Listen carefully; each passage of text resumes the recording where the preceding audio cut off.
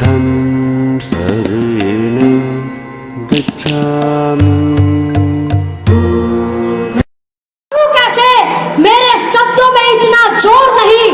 पूरी दुनिया का इतिहास पढ़ा है हमने, मगर आपके जैसा कोई और नहीं, आपके जैसा कोई और नहीं। भारत में जन्मे महामानव, भारत को दिशा और दशा देने वाले भारत रत्न बाबा साहब डॉक्टर भीमराव अंबेडकर जी, शिक्षा के महानायक ज्योतिबाराव फूले जी, मनुवाद की रीढ़ की हड्डी को अपने जूते की नोक से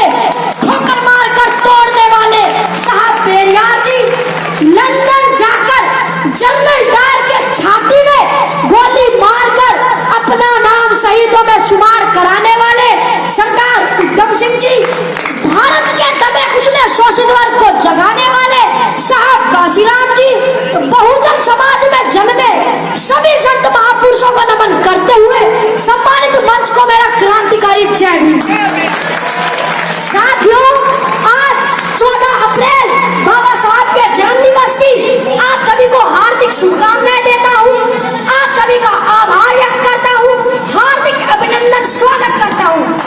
आज के दिन मैं उन लोगों के बारे में कुछ कहना चाहता हूँ जिनकी औकात चार पहाड़ी पर बैठने की नहीं थी,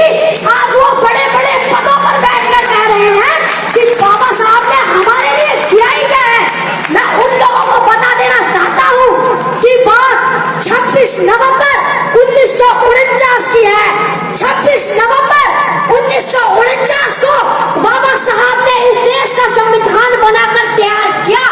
और जब बाबा साहब संविधान को लेकर संसद भवन में पेश कर वापस आ रहे थे, तब वहां पर एक महापुरुष थे जिनका नाम था आचार्य कृपाली जी। आचार्य कृपाली जी ने पूछा,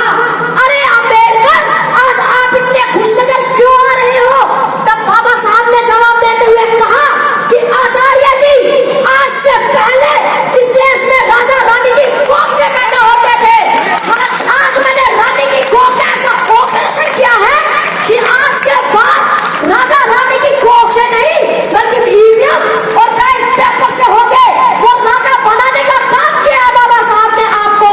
बाबा साहब ने आपके लिए अपनी 4 संतानें कुर्बान कर दी, और आप कहते हैं कि बाबा साहब ने हमारे लिए किया ही क्या है। नींदें अपनी खोकर जगाए